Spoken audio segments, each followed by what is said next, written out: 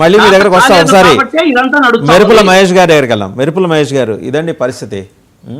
వెనకటి మీరు నెత్తినోరు కొట్టుకొని మొత్తుకొని పోరాటాలు చేసి దెబ్బలు తిని నానా హింస ఎదుర్కొని తీరా మోసి అక్కడున్న రౌడీ షీట్లు గుండానే మళ్ళీ ఇక్కడ ప్రత్యక్షం అవుతున్నారు. ఇక మీ పోరాటానికి ఏమైనా అర్థం ఉందా మహేష్ గారు?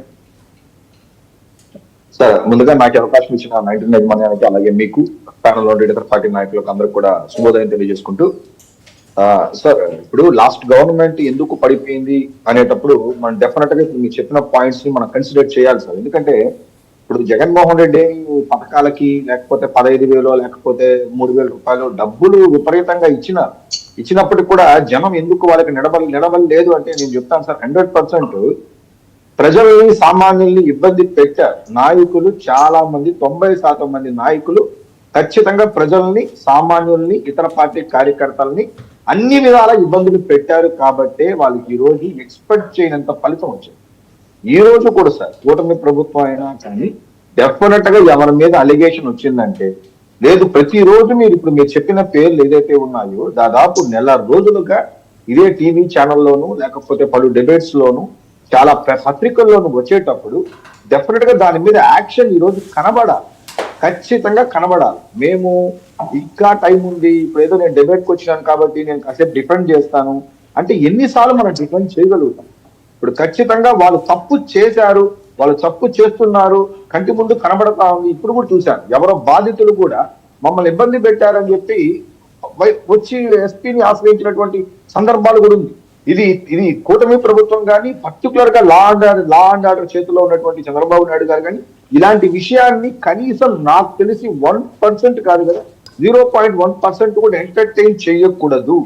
ఎంటర్టైన్ చేయకుండా వాళ్ళని ఖచ్చితంగా వాళ్ళు తీసుకురా, వాళ్ళు ఎక్కడ పెట్టాలో అక్కడ పెట్టాల్సిన పరిస్థితి. నిన్న కూడా మీకు సబ్మిషన్ ఏంటంటే, నిన్న జనసేన పార్టీలో చాలా మంది నాయకులు చేరినప్పుడు నాగబాబు గారు చాలా క్లియర్ గా చెప్పారు.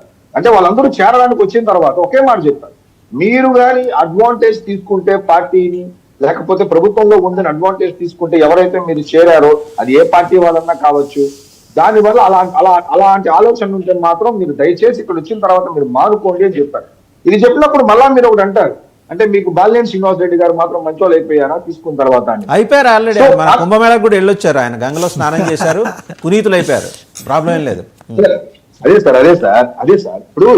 ఇప్పుడు ఒకటేంటంటే ఎవరన్నా మారుతారు, మారాలా, వాళ్ళ ఆలోచన విధానం మారాలా, గతంలో ఉన్నటువంటి పరిపాలన చేసిన విధానం కానీ, గతంలో వాళ్ళు ఉన్నటువంటి పొజిషన్స్ కానీ మళ్ళా మనిషి మారుతాడు సార్, వాళ్ళ ఆలోచన వాళ్ళు మారుతారు. కానీ వాళ్ళు చేసిన భూ కబ్జాల బాధితులు ఇళ్ళు వాకిళ్ళు ఊళ్ళు వదిలేసి పారిపోయారు, రాష్ట్రం కూడా వదిలేసి పారిపోయారు. అది కూడా మీరు అడ్రస్ చేయాలి సార్.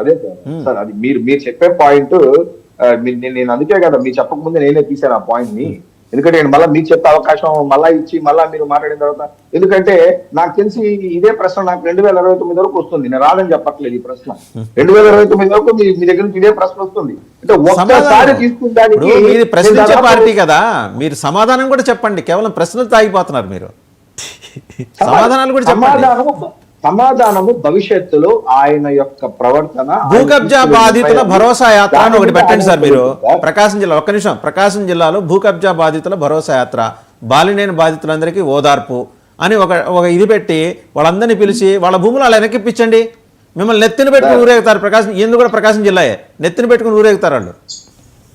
అదే సార్ చెప్పడము. ఇప్పుడు బాలినేని శ్రీనివాస్ రెడ్డి గారు పార్టీలో చేరారు, దాదాపు నాకు తెలిసి ఇంకొక పార్టీ అయితే ఈ పార్టీకి ఆయన రెస్పాన్సిబిలిటీస్ ఇచ్చేసేది. జనసేన చూడండి ఎంత వెయిట్ చేయిస్తుందంటే, ఓకే మీరు అన్నట్టు ఆ వ్యతిరేకత అనేది ఉంది, ఆల్రెడీ తెలుగుదేశం వాళ్ళు కూడా మాట్లాడారు కాబట్టి కొంచెం హోల్డ్ అనేది జరుగుతుంది సార్. నేను అంటున్నాను, అంతో ఇంతో కొంత ట్రాన్స్పరెన్సీనో, అంతో ఇంతో కొంత నిజాయితీనో, అంతో ఇంతో కొంత జనసేన పార్టీలో ఉంది సార్. అది ఉంది కాబట్టి ఈ రోజు ప్రజలు పవన్ కళ్యాణ్ గారిని కానీ మా యొక్క సిద్ధాంతాలు కానీ నమ్ముతున్నారు. మరీ ఒక్క వ్యక్తి తీసుకోవడం వల్ల ఇంకా ఎంటైర్ ఆ పార్టీయే పోతాంది అన్నట్టు పరిస్థితి ఏమి ఉండదు.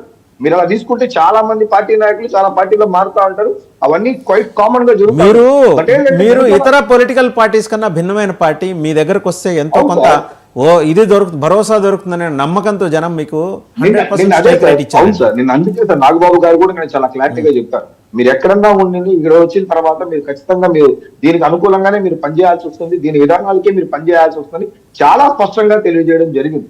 సో కాబట్టి మేము ఆ విధంగానే మేము మా యొక్క పార్టీ లైనప్ అనేది మాకుంటుంది ఒక విషయంలో నేను మిమ్మల్ని అప్రిషియేట్ చేస్తానండి, ఎందుకంటే ఎక్కడ లైన్ క్రాస్ చేసినా జనసేనని ఇమ్మీడియట్గా ఓరల్గా హెచ్చరిస్తున్నారు. అలాగే నిన్న డీటెయిల్డ్గా ఇన్ రిటర్న్ ఒక లెటర్ ఇచ్చి హద్దులు మేరకండి, లైన్ క్రాస్ చేయకండి అని చెప్పారు. ఆ విషయంలో మిమ్మల్ని అప్రిషియేట్ చేస్తా. మళ్ళీ మీ దగ్గర